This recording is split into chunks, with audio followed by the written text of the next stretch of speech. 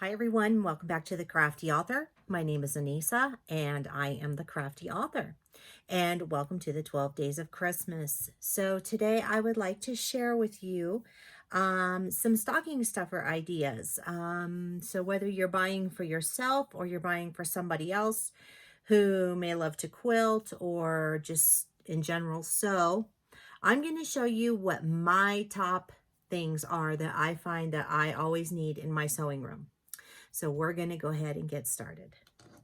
Number one, the most important thing that I use in my sewing and craft room are a really good pair of fabric scissors. These scissors are extremely sharp and they get the job done when I'm cutting fabric. So I highly, highly recommend investing in a very good pair of scissors. The next thing that I find that I use a lot of is a ruler. And not just any kind of ruler, but a smaller ruler.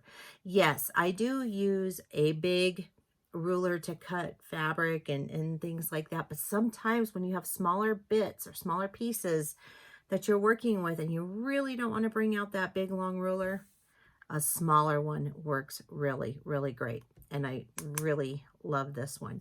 And what's really great about this is it'll fit perfectly in a stocking. The next thing is something to write with. And when I mean write with, I mean mark. So whenever you're working with darker fabrics, it's good to have like a chalk pencil, which is what this is. Now, chalk pencils, they come right off once you've cut the line or once you rub it or hit it with a little bit of steam. It just depends on the chalk pencil that they're using. This one is water erasable, so some steam would do it, or if I wanted to wipe it with a cloth, it would come right off. So these come in all different colors. I picked this one up at the store where I picked up my sewing machine, and so this one is great. I use it all the time. I also use regular pens to mark, but you want to be careful because if you're marking a quilt, you want to make sure that if you're using a pen, that you're going to use it on just the backing of the fabric. The next thing everyone needs in their sewing room is some heat and bond. It never fails. You'll want to do something and you'll have a piece that you need to applique or something and you need heat and bond. So just pick up a package of that. A rotary cutter. I'd be completely lost without my rotary cutter. And my rotary cutter is a 60mm rotary cutter. I don't know if you can even read that or if it is backwards, but it is 60mm. I prefer the bigger blade. I just find that it cuts a little easier and a little smoother for me. I do like to cut through multiple layers of fabric though. So, and the 45mm works great too. And I have a lot of those as well, but this one's my favorite and I always go to this one. Next thing, a pair of snipping scissors. These are great because when you're going to cut your threads or you're cutting like a little piece of, I don't know, some fraying or whatnot, these little scissors are super sharp and they come in very, very handy. And they're really great to have next to your sewing machine. You can never have too many of these. Needles. Sewing machine needles. I probably have 5 packs of these sitting right next to my sewing machine. I'm a little overzealous though. So every time that I finish a project, I take these out, or I take the current needle out of my machine and I replace it with a new one. And I clean out my machine. That's after every project. Yes, it's a pain in the rear end, but it helps the machine to run better. And also, when you have a fresh needle in on a fresh project, you have less stitch skipping and bunching up and nesting and things like that. So you want to make sure that your sewing machine stays healthy, and this is one way to help by doing that.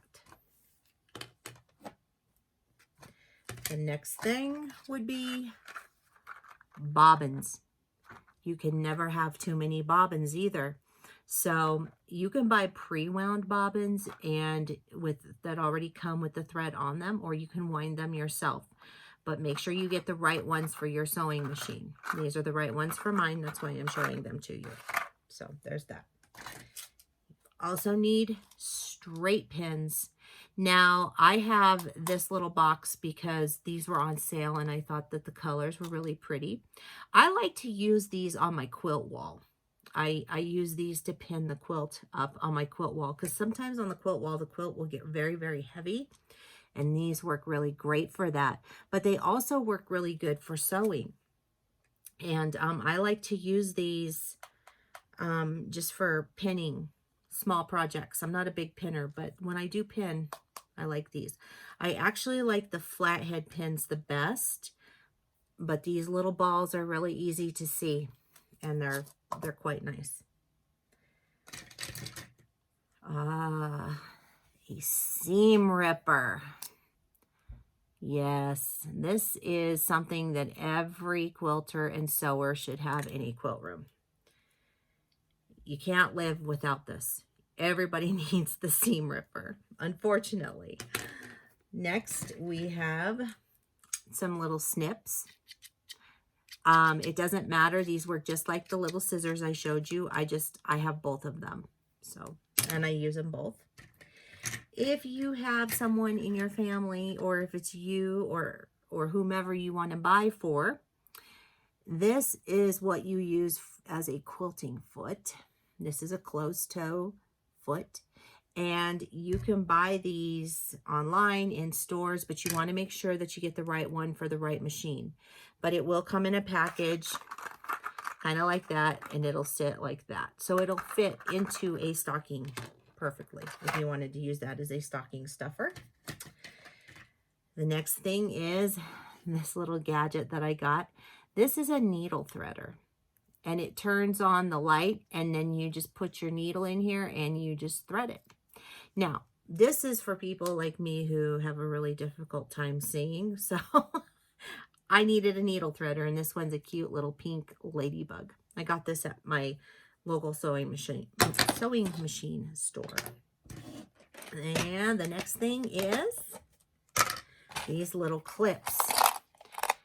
These little clips, you can purchase them in a pack, and you can get them at Joann's or at any other little store. But these are quilting or sewing clips, and you just clip them on, and it holds the fabrics together. These are wonderful. I have a ton of them, and I use them all the time. Next thing you need, quilting gloves. Quilting gloves help us to grip, you can see mine are falling apart, help us to grip the fabric when we're free motion quilting. It helps you to have better control over your quilt. So they have these little grippies on them, and they're fantastic. Next thing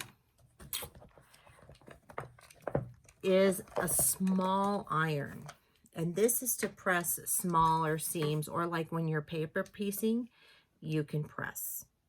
So this is the Cricut Easy Press, or the Cricut Mini Easy Press. I just started using this. I do like it. It's very nice. And then I also have this one, which is a Dritz. Now this one has steam in it, and I really like this one for when I'm doing paper piecing. I know you're not supposed to do steam, but sometimes you really need stuff to lay flat. And I find that this one just helps me to achieve what I'm looking for when I'm paper piecing. So that's what I have for stocking stuffers for the sewer or the quilter in your life. And you know, if you do any kind of sewing or quilting, you understand that there are certain tools that you really, really need in order for you to be successful in completing a project. So that concludes stocking stuffers. I hope you enjoyed this video. If you would like to follow me on social media, the links are down below in the description box. Don't forget to like this video and subscribe by clicking that little bell. You'll get notified each and every time that I upload a new video. Keep on crafting. I'll see you guys next time on The Crafty Author. Bye-bye.